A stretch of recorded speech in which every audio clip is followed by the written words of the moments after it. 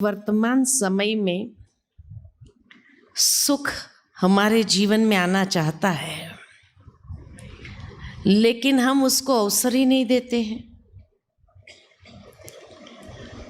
क्यों नहीं देते हैं? क्योंकि हम कई बातों में उलझे हुए हैं और उस उलझन में इतने मग्न हो जाते हैं। जो सुख अपने मालिकों की सेवा करना चाहता है, लेकिन उसको अवसर नहीं देते हैं।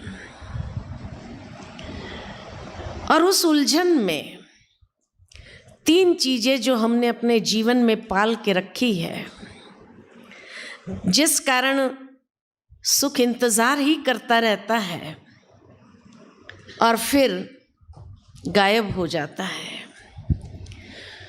वो तीन चीजें कौन सी है जिसको हमने अपने जीवन में स्थान दे दिया है? या तो मनुष्य तनाव में जीवन जी रहा है, तनाव को ऐसा स्थान दे दिया है, टेंशन टेंशन टेंशन टेंशन, तो जो सुख है उसका अनुभव नहीं कर पाता है। दूसरी चीज जो पाल के रखी है वो है अभिमान, अहंकार को हमने स्थान दे दिया, तो सुख कहाँ स्थान ले पाएगा? दोनों साथ में तो नहीं चल सकते। और तीसरा स्थान हमने दिया भय को। कई हैं जो अभिमान में जी रहे हैं, कई हैं जो भय में जी रहे हैं, और भय में जीने के कारण ही डिप्रेशन के शिकार बनते जा रहे हैं। और या तो कई लोगों को देखते हैं टेंशन को ही अपने जीवन का एक हिस्सा बना दिया है। तो ये तीन चीजों को जहां स्थान दे दिया, उसके जीवन में तो सुख बहुत दूर दूर खड़ा है, आने का इंतजार करता है, लेकिन हम उसको वेलकम नहीं करते हैं। दूसरा, जैसे कहा कि हम अपनी उलझनों में ही उलझे हुए हैं। एक बहुत सुंदर कहानी मुझे याद आती है। ये कहानी इस प्रकार है कि एक बार तीन बुजुर्ग जा रहे थे, पैदल पैदल चलते जा रहे थे, ठंडी के दिन थे और अचानक बर्फ गिरने लगी। तो ये तीन बुजुर्ग ने देखा कि एक बस स्टॉप है, तो हम वहाँ बैठ जाते हैं कम से कम जब तक बर्फ रुके, बर्फ गिरना रुके। तो वो उस बस स्टॉप पर जाकर के बैठ गए। ठंडी बहुत थी, इसलिए आश्रय लिया उस बस स्टॉप पर। बस स्टॉप के सामने एक बंगला था। तो शाम हो चुकी थी, इसीलिए उस घर की मालकिन जो थी पर्दे बंद कर रही थी, खिड़कियां भी बंद कर रही थी। और अचानक उसने बस स्टॉप पर देखा तो ये तीन बुजुर्ग बैठे हुए थे। उसने घर के अंदर आकर के सभी को सुनाया। उसके सास ससुर थे, पति थे, बच्चे थे और उसका देवर ननद सब थे बैठे हुए। भोजन के टेबल पर तैयारी चल रही थी। उसने आकर के सुनाया कि बस स्टॉप पर तीन बुजुर्ग इस ठंडी में बैठे हुए हैं, पता नहीं अब बर्फ कब रुकेगी, कहीं सारी रात उनको बैठना न पड़े ऐसे।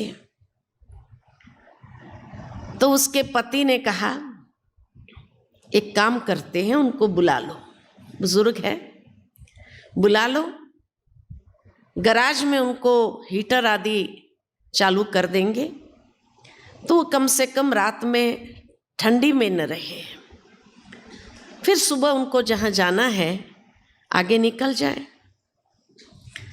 तो महिला बाहर आई और उन तीनों को इशारा करके बुलाया कि आप इधर आइए। वो तीनों आए तो महिला ने कहा कि आप सारी रात वहाँ कहाँ बैठेंगे, हमारा गराज है, वहाँ हीटर चालू कर देते हैं, आपको कुछ भोजन आदि करना है तो वो भी हम दे देंगे, आप यहाँ रेस्ट करो। तो वो तीनों ने कहा कि ऐसा है, हम तीनों आपके घर में नहीं आ सकते, हम में से कोई एक आ सकता है। आप अपने परिवार वालों से पूछ लो वो किसको आमंत्रित करना चाहते हैं। तो महिला ने कहा कि आपका परिचय। तो एक ने कहा मैं स्वास्थ्य हूं, हेल्थ। दूसरे ने कहा मैं समृद्धि हूं, वेल्थ हूं। और तीसरे ने कहा मैं प्रेम हूं। हम में से कोई एक आ सकता है, आप किसको बुलाना चाहेंगे? क्या स्वास्थ्य को बुलाना चाहेंगे, समृद्धि को बुलाना चाहेंगे, या प्रेम को बुलाना चाहेंगे? उसने कहा मैं परिवार वालों से पूछ लेती हूं। वो अंदर गई और उसने ये विचित्र बात अपने परिवार वालों को सुनाई कि वो तीन बुजुर्ग कहते हैं कि हम तीनों नहीं आ सकते, कोई भी एक आ सकते हैं, आपको चुनाव करना होगा हम तीनों में से। तो बुजुर्ग माता पिता थे, उन्होंने कहा बहू ऐसा करो, स्वास्थ्य को बुला लो, हमारी तबीयत आए दिन ठीक नहीं रहती है, हम आप लोगों को कोई रीति से मदद नहीं कर सकते हैं, स्वास्थ्य को बुला लो, कम से कम हम भी स्वस्थ हो जाएंगे तो हम आपके काम में हाथ बटा सकेंगे। वहां उसके पति ने कहा अरे नहीं नहीं, समृद्धि को बुलाना चाहिए, आजकल पैसे की कितनी तंगी हो रही है, बच्चों की फीस भरना, कई खर्चे होते हैं, पैसे होंगे तो आपका स्वास्थ्य या इलाज तो हम करा ही देंगे, इसीलिए समृद्धि को बुलाओ। ये बात चली रही थी, वहां दो छोटे बच्चे परिवार के सदस्य वो भी सुन रहे थे। उन्होंने कहा क्यों नहीं हम प्रेम को बुलाएं। सभी चुप हो गए। आखिर उन्होंने कहा चलो, बच्चों ने जिस बात को कहा है उसी को बुला लिया जाए। तो महिला बाहर निकल कर के कहने लगी आप में से जो प्रेम हो वो हमारे घर में आ जाइए। तो जैसे ही प्रेम अंदर आने लगा, उसके पीछे पीछे स्वास्थ्य भी आने लगा, समृद्धि भी आने लगी। तो कहा आपने तो कहा एक ही आ सकते हैं, तो कहा अगर आपने स्वास्थ्य को बुलाया होता तो एक ही आता, अगर आपने समृद्धि को बुलाया होता तो भी एक ही आता, लेकिन क्योंकि आपने एक बहुत सही चुनाव किया है कि आपने प्रेम को बुलाया है। और जिस परिवार के अंदर प्रेम हो वहाँ स्वास्थ्य और समृद्धि, खुशी, आनंद अपने आप प्रकट होने लगता है। कहने का भावार्थ यही है कि हम अपने जीवन में किसका चुनाव कर रहे हैं, किसके पीछे भाग रहे हैं, किसके पीछे दौड़ रहे हैं। और इसीलिए कहीं ना कहीं सुख हमारे जीवन से दूर चला जा रहा है। सुख को आने का एक अवसर देना है, और यह अवसर तभी हम दे सकेंगे जब जीवन के कुछ सिद्धांतों को अच्छी तरह से हम समझ लेंगे। आज पहला सिद्धांत हम देखेंगे कि सुख किसके जीवन में आता है। तो पहला सिद्धांत है, जो देंगे वही वापस आएगा। What you give, you get. Happiness begets happiness. Love begets love. जो आप देंगे वही वापस आना है। आप किसी को सम्मान देंगे, सम्मान मिलेगा। आप किसी को सहयोग देंगे, सहयोग मिलेगा। आप किसी को कोई अच्छी बात देंगे, आपके पास वही बात आएगी। आप किसी को गाली देंगे, गाली मिलेगी। ये संसार का नियम है, जो देंगे वही वापस आना है। आप किसी को खुशी देंगे, खुशी मिलेगी। इसीलिए कहा जाता है कि जीवन के पथ में हमेशा फूलों को बिछाते चलो। क्या मालूम किसी दिन हमें भी उसी राह से वापस गुजरना पड़े।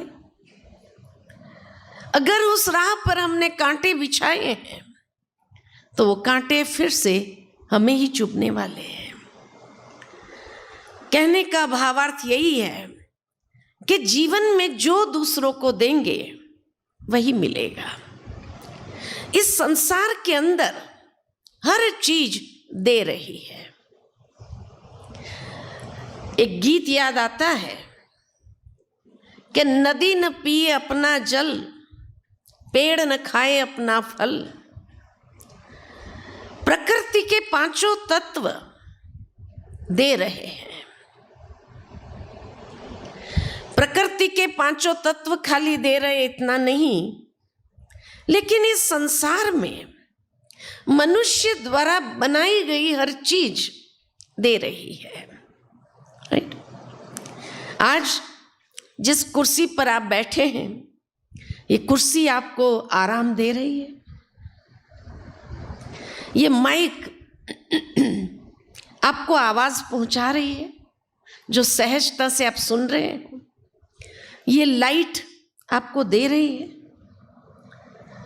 ये कूलर आपको दे रहा है। हर चीज दे रही है, मनुष्य की बनाई हुई। एक मनुष्य है जो ले रहा है, ले रहा है, ले रहा है, और लेने में अब वो देना भूल गया। लेते लेते लेवता बन गया, जबकि हमारे पूर्वज देवता थे, देने वाले थे। और इसीलिए अगर हम ये समझ ले कि सुख किसमें मिलता है, खुशी किसमें मिलती है, देने में या लेने में, किसमें मिलती है? देने में खुशी मिलेगी ना, देने में एक सुकून मिलेगा। तो इसलिए जो देंगे वही मिलेगा। मैं कोई चीज वस्तु देने की बात नहीं कर रही हूं, लेकिन हम और भी बहुत कुछ दे सकते हैं। जैसे कहा, किसी को सहयोग दे सकते हैं, किसी को सम्मान भरे शब्द दे सकते हैं, किसी को मोटिवेट कर सकते हैं, बहुत कुछ दे सकते हैं जिसमें कोई खर्चा नहीं लगता है।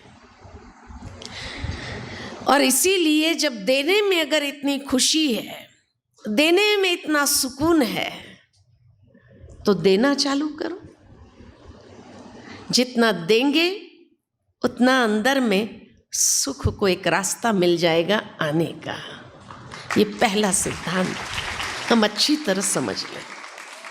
दूसरा सिद्धांत है, कहा जाता है जैसा सोचोगे वैसा बनोगे, जैसा चिंतन वैसा जीवन।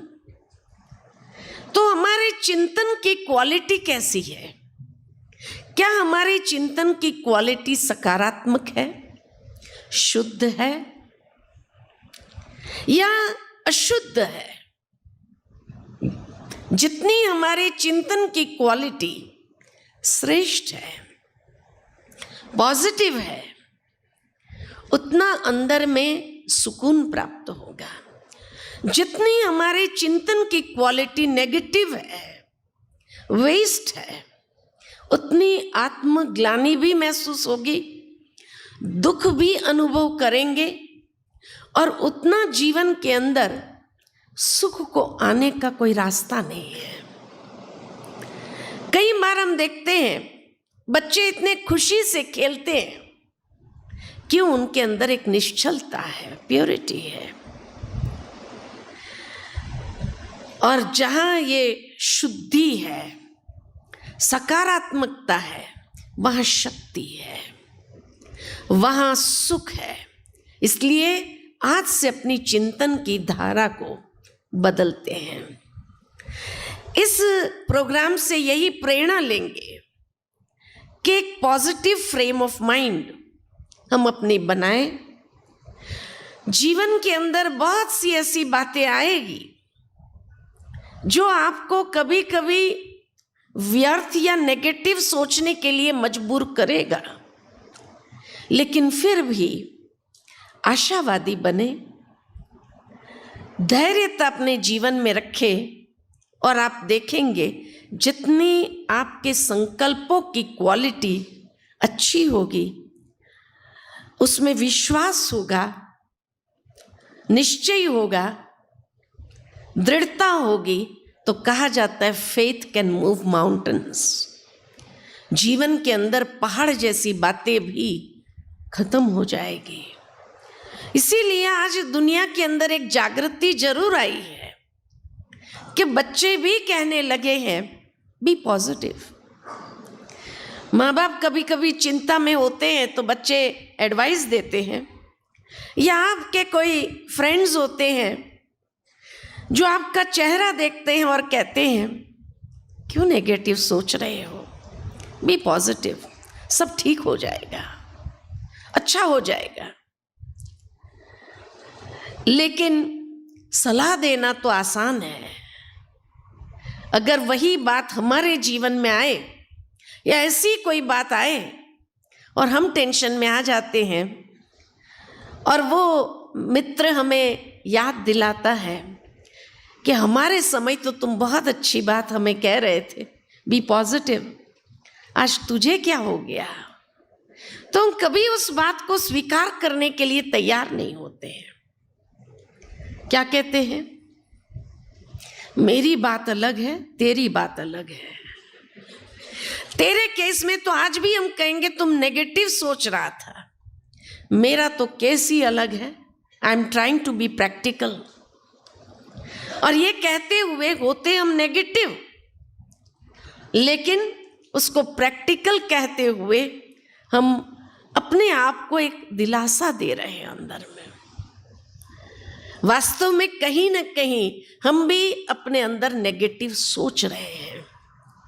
इसलिए सुख को अगर जीवन में आने देना है तो अपनी सोच को देखो किस क्वालिटी की है, और जितना आशावादी बनते जाएंगे, पॉजिटिव विचार को निर्माण करते जाएंगे मन के अंदर, तो जो चीज असंभव सी महसूस होती है वो चीज भी संभव हो जाएगी। असंभव को संभव करने वाली चीज है द पावर ऑफ थॉट्स, या जिसको दुनिया में कई लोगों ने कहा the power of subconscious mind. मन के पास अथाह शक्ति, अथाह क्षमता है। इसीलिए अपनी चिंतन की धारा को देखो और उसको परिवर्तन करो। लेकिन चिंतन की धारा को परिवर्तन करने के लिए वैसा इनपुट्स चाहिए। अगर सारा दिन हम नेगेटिव इनपुट्स डालते रहेंगे और फिर हम सोचें कि मैं पॉजिटिव सोचूं, इम्पॉसिबल। पॉजिटिव सोचने के लिए वैसे पॉजिटिव इनपुट्स डालने की जरूरत है। और पॉजिटिव इनपुट्स कहाँ से मिलेंगे? कहाँ से मिलेंगे? आध्यात्मिकता एकमात्र स्रोत है। आपके व्हाट्सएप पर कई लोग सुविचार भेजते हैं। आप अगर गहराई से उन सुविचारों को देखेंगे तो उसका स्रोत कहीं ना कहीं स्पिरिचुअलिटी है। वो पॉजिटिव थॉट्स जो सुविचार आए वो किसी न किसी महान संत के या कोई न कोई महान व्यक्तित्व ने अपने स्पिरिचुअल थॉट्स जो उसके मन के अंदर पाले थे उस अनुभव के आधार पर उसको शेयर किया है। इसीलिए कहा कि अपने जीवन में विचार की, चिंतन की धारा को देखो और हमेशा nourish your mind with some positive thoughts regularly. जितना उसको सींचते जाएंगे मन को अच्छे विचारों से, तो वो अच्छे विचार आपके अपने आप निकलने लगेंगे और वो आपके जीवन के अंदर बहुत सुकून देगा, बहुत अच्छा महसूस कराएगा। जितना नेगेटिव थॉट्स, वेस्ट थॉट्स होंगे उतना मन परेशान हो जाएगा, परेशानी के सिवाय और कुछ नहीं देगा। तो इसीलिए आवश्यकता है कि हम अपने मन को पॉजिटिव विचारों से रेगुलर नरिश करें। जितना नरिशमेंट होगा उतना वो अंदर में दृढ़ होता जाएगा। तीसरी बात, कई लोग जीवन में परिस्थितियों में, समस्याओं में उलझे हुए हैं और ये परिस्थिति, समस्याएं जो है उसके कारण लाइफ में कई ऊपर नीचे अनुभव होता है। जैसे लाइफ का ग्राफ इस तरह से हो जाता है कि चढ़ाई उतराई बहुत अधिक है। कई लोग कंप्लेन्स करते हैं, जब से ये परिस्थिति मेरे जीवन में आई ना, बस लाइफ इतना ऊपर नीचे हो गया है, बहुत सी परीक्षाओं से मुझे गुजरना पड़ा, बहुत सी बातें ऐसी आई है जिसने मेरे लाइफ को एकदम, जैसे मेरी सारी शक्ति उसमें लग गई। ये कंप्लेंट्स कई बार आपने कईयों के मुख से सुनी होंगी। लेकिन किसी से बात हो रही थी मेरी, उन्होंने बहुत अच्छी बात शेयर किया और कहा कि आप जब डॉक्टर के पास जाते हैं और डॉक्टर आपका ईसीजी निकालते हैं तो ईसीजी में हमेशा ग्राफ इस तरह आता है, राइट? माना आपका हार्ट ठीक है, अगर सीधी लाइन आ जाए तो लाइफ में भी अगर ये ग्राफ है, माना आप जिंदा है। अगर सीधी लाइन आ जाए ना तो लाइफ में कोई मजा ही नहीं रहेगा। ये ग्राफ जो है, ये चैलेंजेस अगर आती है, चुनौतियां आती है, लेकिन वो चुनौती हमें अंदर से मजबूती देती है, शक्ति देती है, हमारे अंदर की क्वालिटीज को बाहर निकालती है, हमें पॉलिश करती है। किसी ने बहुत सुंदर कहा कि अगर परिस्थिति और समस्या आती है तो कहीं न कहीं ईश्वर हमारे अंदर धैर्यता और सहनशीलता की पॉलिश कर रहा है, उसको बाहर निकाल रहा है, क्योंकि लाइफ में इसकी आवश्यकता बहुत है।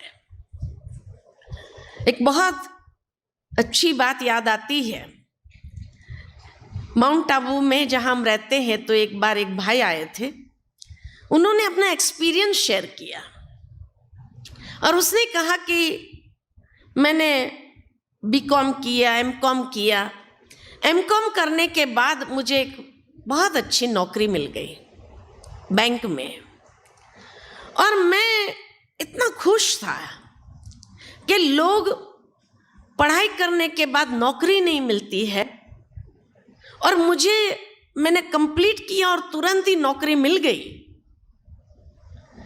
और इतनी अच्छी नौकरी और अच्छा परफॉर्मेंस में दूंगा तो जरूर है कि मेरी प्रमोशन भी मिलेगी। और प्रमोट होते होते मैं सपने देखने लगा कि मैं एक दिन असिस्टेंट मैनेजर बन जाऊंगा, फिर मैनेजर बन जाऊंगा, तो मुझे अपने परफॉर्मेंस बहुत अच्छी देनी है। मैं इतना खुशी से हर चीज कर रहा था, लेकिन कुछ ही समय में देखा कि उस बैंक में बहुत बड़ा स्कैम हुआ। और वो स्कैम इस तरह से हुआ, मुझे कुछ मालूम ही नहीं और सारी बात मेरे ऊपर आ गई। मुझे जब कुछ पता ही नहीं और मेरे ऊपर सारी बात आ गई, न्यूज़पेपर्स में सब जगह मेरा फोटो छप गया कि ये व्यक्ति ने इतना बड़ा स्कैम किया, लाखों रुपए का घोटाला किया, और मैंने 1 रुपए का घोटाला नहीं किया। मैं बहुत परेशान हो गया। आखिर मेरे ऊपर एक दबाव बना, तुमको ये नौकरी छोड़नी पड़ेगी, रेजिग्नेशन दे दो। रेजिग्नेशन तो दे दिया मैंने। लोग मुझे दिलासा देने लगे, कोई बात नहीं, और अच्छी नौकरी मिल जाएगी, तुम्हारे इतने काबिलियत है, क्यों नहीं, तुम्हें और अच्छी नौकरी मिलेगी, हम सब तेरे को मदद करेंगे। घर में बैठ गया, लेकिन वो चीज मेरे दिमाग से निकल नहीं रही थी और मैं भगवान से लड़ रहा था कि भगवान, मैं तुझे इतना श्रद्धा से याद करता हूं और आज मैंने जो चीज की नहीं, वो इल्जाम मेरे ऊपर कैसे आया। कभी कभी इतने नेगेटिव विचार आते थे मन में, और नेगेटिव विचार आकर के जैसे मैं चिड़चिड़ापन, गुस्सा, क्रोध, ये सब मेरे अंदर विकसित होने लगा। कई फ्रेंड्स जो थे मेरे, कोई भी इश्तिहार आता था तो मेरे पास आ जाते थे कि देखो इसको भर दो, तुम जाओ वहां इंटरव्यू देने। लेकिन जहां मैं जाता था, मेरा चेहरा देख करके हर कोई मुझे यही कहता, कहीं आप वो तो नहीं है जो बैंक में इतना बड़ा स्कैम हुआ, उसमें आपका नाम आया। और मैं चुप हो जाता था। वो इंटरव्यू लेने वाला कहता, सॉरी हम आपको नौकरी नहीं दे सकते। माना वो जो इम्प्रेशन थी हर जगह सामने आती थी। 1 साल बीत गया, कुछ नहीं मिला और मैं इतना डिप्रेशन का शिकार बनने लगा। बहुत नेगेटिव थॉट्स मेरे अंदर चलने लगे। मैंने सोचा कि मुझे कोई इंटरव्यू देना नहीं है, और घर में बैठे बैठे नेगेटिव विचारों का शिकार बनते हुए डिप्रेशन धीरे धीरे मेरे जीवन में आने लगा। आखिर एक दोस्त मेरा था, वो मुझे खास मिलने आया, और वो कहाँ का IAS था, इसलिए उसको बहुत कम अवसर मिलते थे ऐसे निकलने के।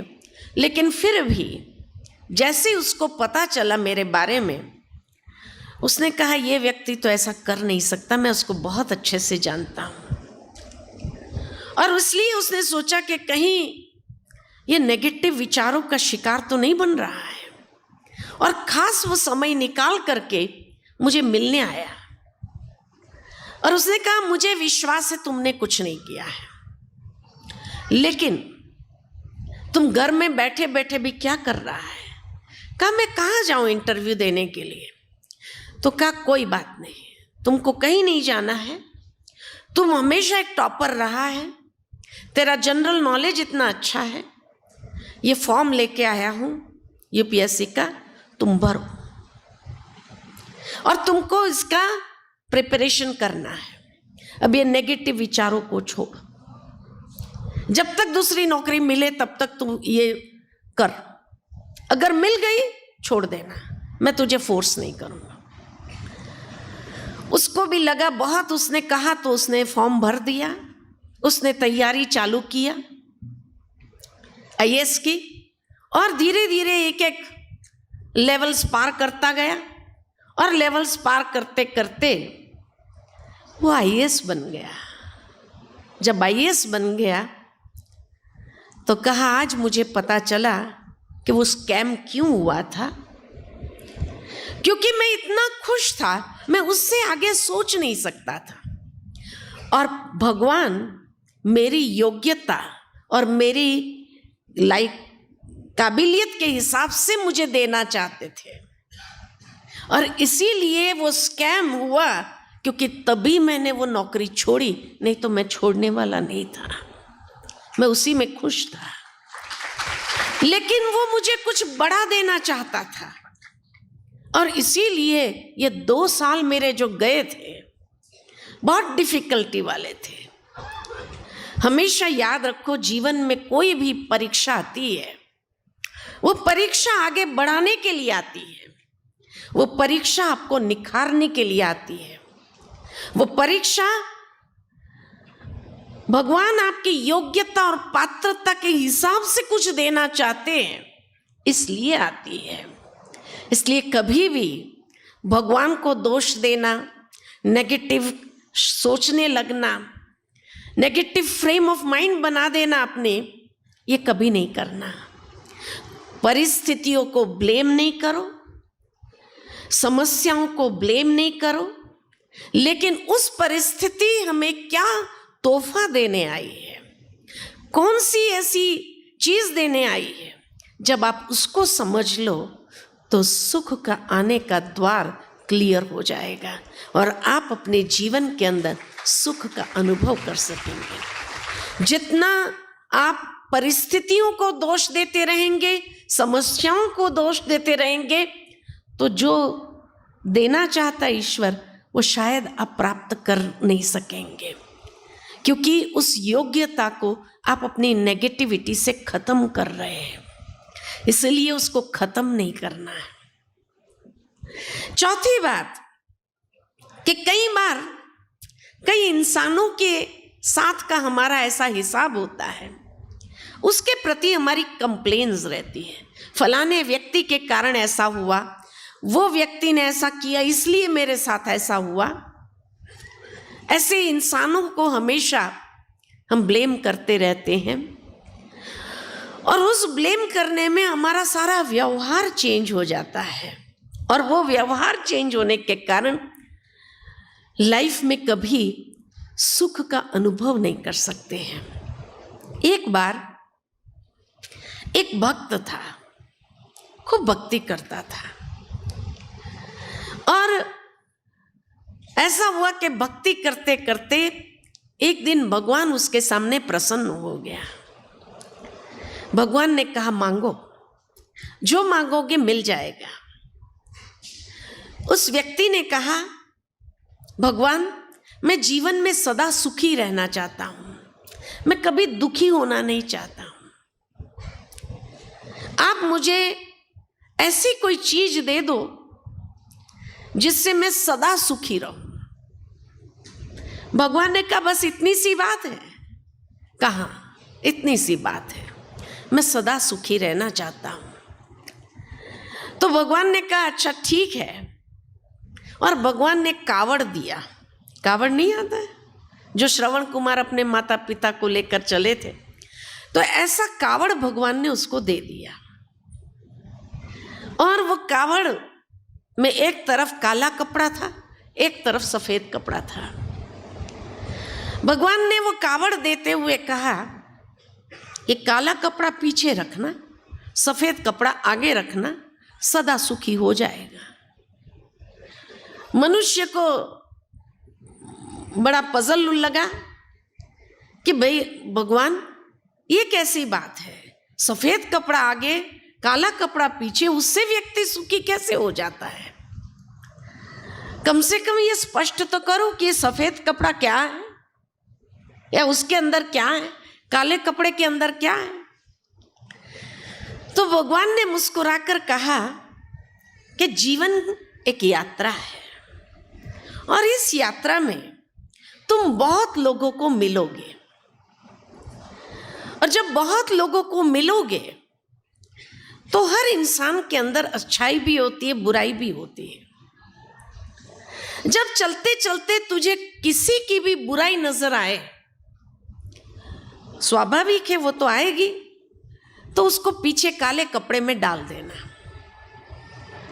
और जब तुम्हें किसी की अच्छाई नजर आए, ये सफेद कपड़े में आगे डाल देना, और फिर उसी के आधार पर उसके साथ व्यवहार करना।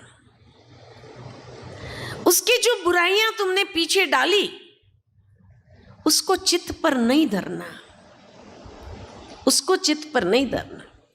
भगवान के मंदिर में जाते हम अक्सर भगवान से ये प्रार्थना करते हैं, हे प्रभु मेरे अवगुण चित्त न धरो, राइट, मेरे अवगुण चित्त न धरो। भगवान ने उसको यही कहा, उस बंदे को, तू भी किसी के अवगुण चित्त न धरना, और जिसके साथ भी व्यवहार करो, आगे में जो गुण डाले हैं उस गुणों के आधार पर ही व्यवहार करना, सदा सुखी हो जाएगा। कहा ठीक है, इतनी सी बात है, वो तो मैं करूंगा। उसने वो कावड़ उठाया, चलने लगा। अवगुण दिखाई देते थे, पीछे डाल देता था, गुण दिखाई देता था, आगे डालता था, और उसी गुण को लेकर के उसके साथ व्यवहार करता था, अवगुण चित्त पर नहीं धरता था, और सचमुच बहुत सुखी हो गया। 2 युग तक सुखी रहा, सतयुग और त्रेता युग, स्वर्गीय समय। लेकिन जैसे द्वापर आया कि एक दिन वो सोया हुआ था, अचानक जोर का भूकंप आया, और भूकंप में सारा हिलने लगा। एकदम वो हड़बड़ाहट में उठा, अपना कावड़ उठाया और भागने लगा, और ध्यान नहीं रहा, काला कपड़ा आगे, सफेद कपड़ा पीछे हो गया। और तब से लेकर के द्वापर से अब तक कलयुग तक मनुष्य जो चलता गया, जिसके भी अवगुण दिखाई दे सामने डालेगा, गुण दिखाई देगा पीछे डाल देगा। गुण चित्त पर नहीं धरता है, अवगुण के आधार पर व्यवहार करने लगा, दुखी होने लगा, दुखी होने लगा। आज इस प्रोग्राम के माध्यम से ईश्वर हम सबको कहते हैं, अब कावड़ चेंज करने का समय आया है। चेंज करोगे, काला कपड़ा पीछे, सफेद कपड़ा आगे करोगे, सदा सुखी रहना है, तो किसी के अवगुण चित्त न धरो। हमेशा हर आत्मा के गुणों को देखते हुए उसके साथ बहुत सुंदर व्यवहार करो, क्योंकि गुण देखेंगे तो अच्छा व्यवहार निकलेगा, बुराई देखेंगे तो बुरा व्यवहार होगा।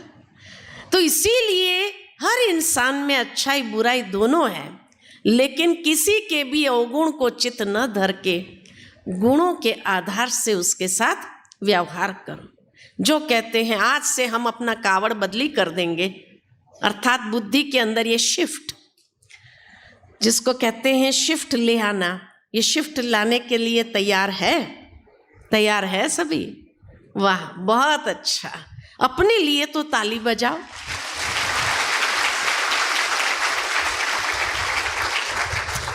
और कौन सी बातों में हम उलझे हुए हैं, और सबसे बड़ी बात जिसमें उलझे हुए हैं वो है एक छोटा सा खिलौना जो हर एक के हाथ में आ गया है कि नहीं? ये खिलौने के उलझन में ऐसे उलझे रहते हैं सारा दिन कि घर में बैठे हैं 4 लोग, एक दूसरे से बात नहीं कर पा रहे हैं, और बात न करके उसी में उलझे रहते हैं सारा दिन। कई लोग रास्ते चलते चलते और उसमें एक्सीडेंट हो जाते हैं, कई लोग उसी में ऐसे उलझे रहेंगे। किसी ने पूछा कि अगर मान लो कि घर में किसी घर के सदस्य के साथ झगड़ा हो जाए और बोलचाल बंद हो जाए और आपका मोबाइल भी नीचे गिर जाए और टूट जाए, तो पहले किसको ठीक करेंगे?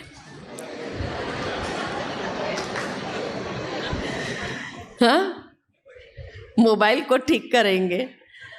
ये हाल हो गया है। कहा जाता है कि ये साधन, they are very good servants, लेकिन उसको मालिक न बनाओ, उसकी अधीनता स्वीकार न करो। अगर अधीनता को स्वीकार करेंगे तो आप ऐसे गुलाम बन जाएंगे और उसकी गुलामी में आ जाएंगे जो आपका सुख चैन सब कुछ छीन लेगा। इसीलिए उसकी गुलामी को स्वीकार न करो। आजकल तो मनुष्य इतने गुलाम हो गए हैं मोबाइल के कि कहा जाता है कि लोग बाथरूम में भी मोबाइल लेके जाते हैं। अरे भाई, शांति से अपनी क्रियाएं तो कर लो, वहां मोबाइल की क्या जरूरत है? कहते वाटर प्रूफ मोबाइल आ गए है ना, कि शावर के नीचे स्नान करते करते भी आप बातचीत कर सकते हैं। लेकिन ऐसी गुलामी क्या जरूरी है? ये गुलामी जरूरी है? हम क्यों सर्वेंट को मालिक बना करके बैठे हैं? दुनिया में पहले के जमाने में भी कहावत है कि नौकर को अगर सर चढ़ा दिया ना तो क्या करेंगे? वो आपका जीना हराम कर देगा। इसीलिए ये साधन जो है, they are very good servants, लेकिन उसकी अधीनता को स्वीकार न करो, उसकी गुलामी में रहना स्वीकार न करो। मालिक बन के प्रयोग करो, ये आपके लिए ही है, लेकिन मालिक बन करके प्रयोग करो। कहा जाता 3 जगह उसका मुंह बंद रखना अति उत्तम है। कौन सी 3 जगह? पहली जगह, जब आप खाना खाने बैठे हो ना, उसका मुंह बंद करो। क्यों? क्योंकि अक्सर आप खाना खाने बैठे होंगे, उसी समय फोन आएगा, और जब उसी समय फोन आएगा, सामने वाला टेंशन दे रहा है और उसी टेंशन में आप खा रहे हैं, क्या होगा? हजम होगा? हजम होगा? नहीं होगा। इसीलिए जब आप खाना खाने बैठे हो, मालिक बन जाओ, उसका मुंह बंद करो। दूसरा, जब स्नान कर रहे हैं, जब फ्रेश हो रहे हैं, उस समय तो उसका मुंह बंद रखो, नहीं तो आपकी सारी फ्रेशनेस खत्म कर देगा। और तीसरा, जब कोई अच्छी बातें सुनने का मौका मिलता है, उस समय भी जरूर उसका मुंह बंद रखना चाहिए, क्योंकि अच्छी बातें सुनने का मौका जीवन में कभी कभी मिलता है। उस समय भी अगर वो डिस्टर्ब करता रहे तो ये अवसर भी निकल जाएगा। जो खुशी मिल रही है अच्छी बातें सुनने की, वो खुशी भी गायब हो जाएगी।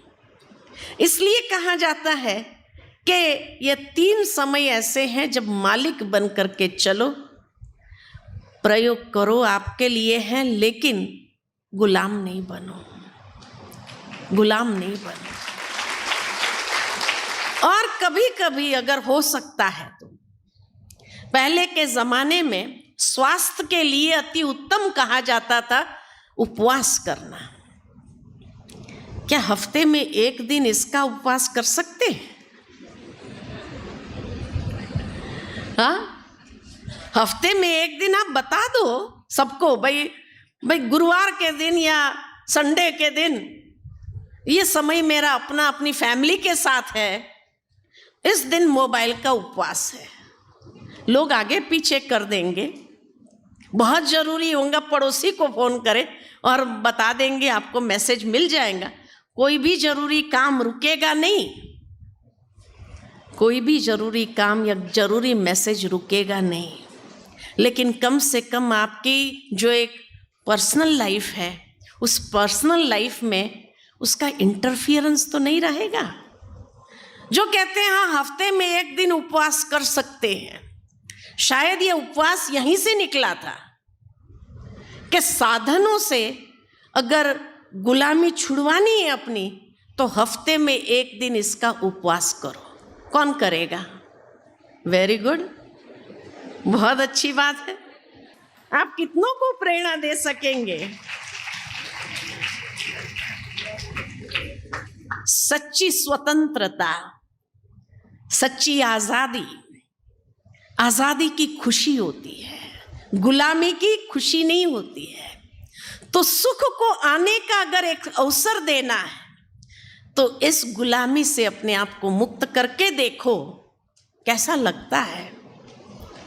एक भाई ने मुझे अपना अनुभव सुनाया कि वो विपश्यना में गए थे इगतपुरी, और वहाँ पर उनकी जो साधना करने गए तो कहा 10 दिन का हमने वो प्रोग्राम लिया था कि 10 दिन मौन रखेंगे।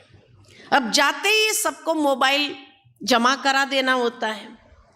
एक छोटी सी कोठरी होती है जहाँ अच्छी किताबें पढ़ने के लिए कुछ अच्छा म्यूजिक लगा सकते हैं आप, अगर लगाना चाहो तो वो एक साधन रखा होता है, मेडिटेशन कर सकते हैं। और खाना आपको वहाँ से खिड़की से मिल जाता है। तो मैंने उनको अपना अनुभव पूछा कि कैसा रहा आपका 10 दिन। तो कहा दीदी वेरी डिफिकल्ट, बहुत मुश्किल है 10 दिन। 10 दिन का उपवास करना बहुत मुश्किल था। मैंने कहा कैसा लगा आपको? तो कहा कि मेडिटेशन तो मेरा लगा ही नहीं, फोन के साथ ही लग रहा था। पहले दिन जब था तो कुछ किताबें उथल पुथल किया, लेकिन उसको पढ़ने में मज़ा नहीं आया। याद आने लगा अरे ये काम रह गया था, ये काम रह गया था, ये काम रह, अरे इसको ये मैसेज देना तो रह गया, उसको ये मैसेज देना रह गया। सारी बातें याद आने लगी, मेडिटेशन तो लगा ही नहीं। दूसरे दिन भी मेडिटेशन नहीं लगा मेरा। बार बार अंदर आता था, मैं मांगू, मोबाइल मांगू, जो खाना देने वाला है उसको कहूँ भाई तेरा मोबाइल ही दे दे मेरे को। और मेरे को बहुत जैसे अंदर में एक ऐसी पता चला कि एडिक्शन क्या होती है। तीसरे दिन के बाद मुझे कई चीजें ऐसी याद आने लगी जो अफसोस हो रहा था, पास्ट की बातें। चौथे दिन मुझे फ्यूचर के कुछ प्लान्स जो थे जो पूरे करने हैं, और मेरा वक्त जा रहा है, मैं कुछ नहीं कर रहा हूँ यहाँ बैठे बैठे, और मैं खाली सोच सकता हूँ और कुछ। कहा बहुत बेचैनी वाले गए। लास्ट का 8वां 9वां दिन ऐसा हुआ जो मन थोड़ा शांत रहा, मन कंडीशन्ड हो गया कि ये नहीं मिलने वाला है। तब जाकर के 10वें दिन मेरा मेडिटेशन लगा, मन की एकाग्रता का अनुभव किया, लेकिन तब तक तो दिन पूरे हो गए। तो कभी कभी आप देखो कि सचमुच ये गुलामी किस तरह से, ये किस हद तक है। एक दिन उपवास रखेंगे ना तो आपको पता चलेगा कितनी बेचैनी होती है। एक जगह हम गए थे, एक परिवार के यहाँ, वहाँ एक बोर्ड लगा हुआ था वाईफाई जोन। तो मैंने पूछा ये वाईफाई जोन क्या होता है? तो कहा कि आज संडे है ना, आज संडे हमारे फैमिली में वाईफाई जोन होता है। मैंने कहा मतलब सारे लोग मोबाइल लगे हुए होते हैं, संडे छुट्टी? बोले नहीं, WiFi zone without internet family interaction, ये WiFi zone. Without internet, Sunday माना विदाउट इंटरनेट फैमिली इंटरैक्शन बहुत जरूरी है। सारा हफ्ता हम अपने कारोबार में रहते हैं, इसलिए उपवास रखने के लिए उस दिन हमको सबको मोबाइल को एक बॉक्स के अंदर डाल देना पड़ता है, कोई भी मोबाइल यूज नहीं करेंगे, family interaction, just family interaction. और हमारे परिवार के अंदर इतना प्यार बढ़ने लगा है, इतना सुकून मिलने लगा है, और हर एक को पता है कि संडे माना वाईफाई जोन है हमारा घर। आप अपना घर वाईफाई जोन बना सकते हैं। Without internet WI, without internet family interaction FI, है ना। तो वाईफाई जोन बना कर देखो, अपने बच्चों के साथ बैठ के खेलो, कैरम खेलो, कुछ अच्छी गेम्स खेलो, जहां आप बैठ करके आपस में बच्चों को भी इन्वॉल्व करो और उनको भी ये बात महसूस कराओ कि हाँ, वो पहले की गेम्स कितनी सुंदर थी और ये मोबाइल की गेम्स में कुछ नहीं है, ये भी महसूस करें। अगर एक बार इसका टेस्ट उनको वापस लग जाए ना, तो आराम से आपकी जो शिकायत है वो सदा के लिए समाप्त हो जाएगी। कि आजकल बच्चे सुनते नहीं हैं, मोबाइल छोड़ते नहीं हैं, छुट्टी के दिन में तो और भी ज़्यादा उसका छुड़ाना मुश्किल हो जाता है। पहले आप उसका उपवास करके देखो, फिर आपके बच्चे भी उस चीज़ को अनुसरण जरूर करेंगे और सुख को अपने जीवन के अंदर बहुत सहजता से आने देंगे। तो इसीलिए कहा कि ये साधन, परिस्थितियाँ, व्यक्ति और इन सब चीज़ों की उलझन से जब अपने आप को मुक्त करेंगे तो बहुत सुंदर रीति से आप सुख को अपने जीवन के अंदर आने देंगे। टेंशन, अभिमान और भय, उसके बदले प्रेम, नम्रता और मधुरता को अपने परिवार के अंदर आमंत्रित करेंगे और उससे अपने परिवार के अंदर वो खुशहाली जिसके लिए आप तरसते हैं वो सहजता से आप अनुभव कर सकेंगे। इन्हीं शब्दों के साथ वाणी को विराम देती हूँ। बहुत बहुत धन्यवाद। तो जीवन में सुख को आने का अवसर दो, आने देंगे ना? आने देंगे? बहुत अच्छी बात है। आपके हाथ में है, आपके हाथ में है उसको अवसर देना नहीं देना, आपके जीवन में सुख को आने देना है नहीं देना है, ये आपके हाथ में है। ठीक है, थोड़ी देर के लिए हम मेडिटेशन करेंगे, सभी अपने मन को शांत करेंगे, बाहर की सभी बातों से स्वयं को मुक्त करेंगे।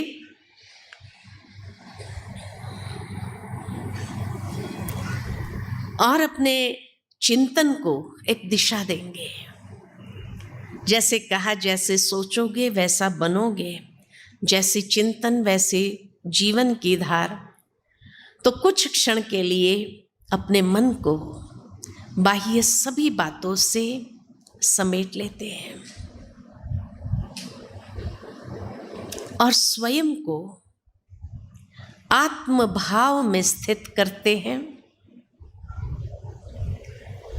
अंतर चक्षु से देखो, भ्रुकुटी के मध्य में मैं एक चैतन्य शक्ति हूँ।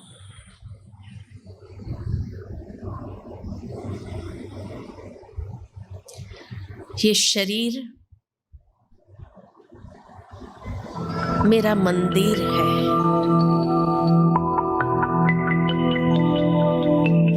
इस मंदिर में विराजमान मैं चैतन्य शक्ति हूँ। शरीर की कर्मेंद्रिय की मालिक हूँ।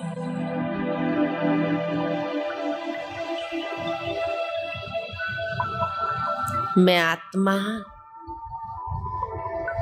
अपने असली स्वरूप में शुद्ध हूँ, पवित्र हूँ।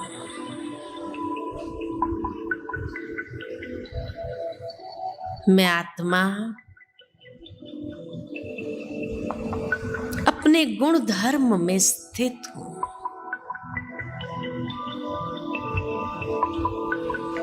मेरा गुणधर्म शांति है।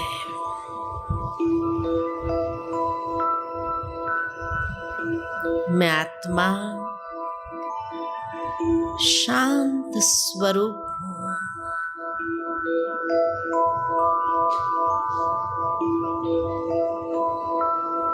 शांति मेरी वास्तविकता है। मेरे चारों ओर शांति के प्रकंपन महसूस कर रही हूँ। मेरे मन की गति शांत होती जा रही है। इसी शांति में सच्चा सुख समाया हुआ है।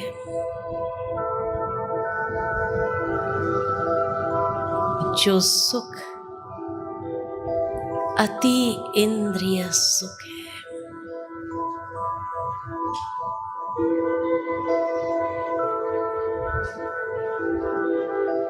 कितना सुकून अनुभव कर रही हूँ।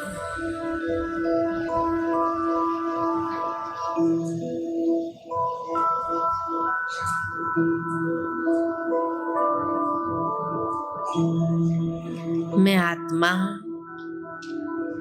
सुख स्वरूप हूँ।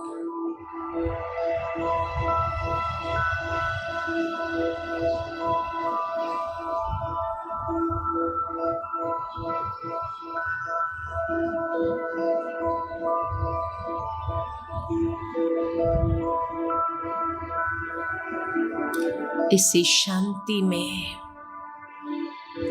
परम आनंद समाया हुआ है।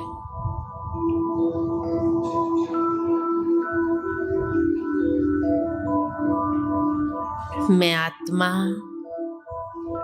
सच्चित आनंद स्वरूप हूँ।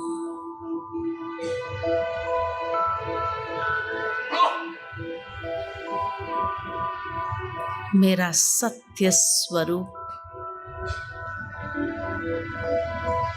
मेरी चैतन्यता की अभिव्यक्ति आनंद से है।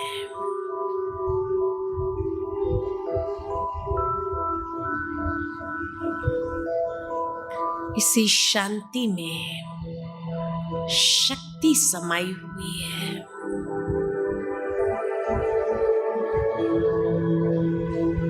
मैं स्वयं में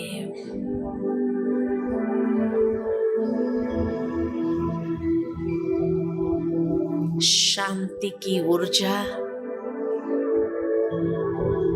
महसूस कर रही हूँ।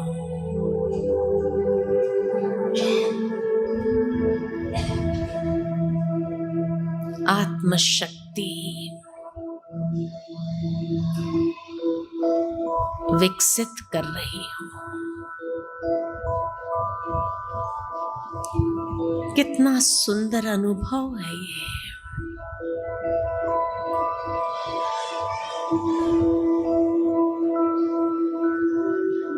धीरे धीरे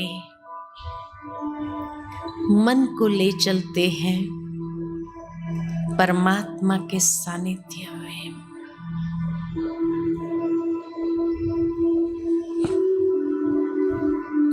जैसे मैं आत्मा ज्योति पुंज हूँ, वैसे मेरे पिता परमात्मा भी अनंत प्रकाशमान दिव्य तेजोमय स्वरूप है।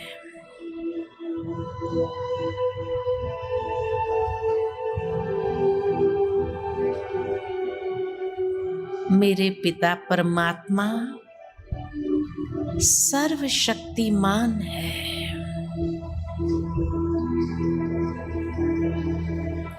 सर्वशक्तिमान से सर्व शक्तियों को स्वयं में आवाहन कर रही हूँ और परमात्मा शक्ति की ऊर्जा से मैं आत्मा सशक्त होती जा रही हूँ।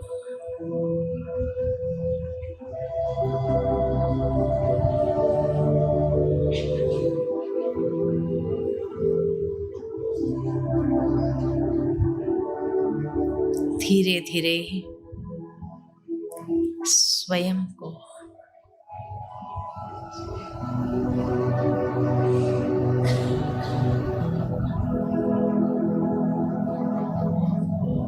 वर्तमान में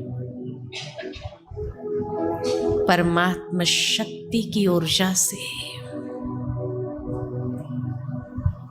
हर कर्म करना है।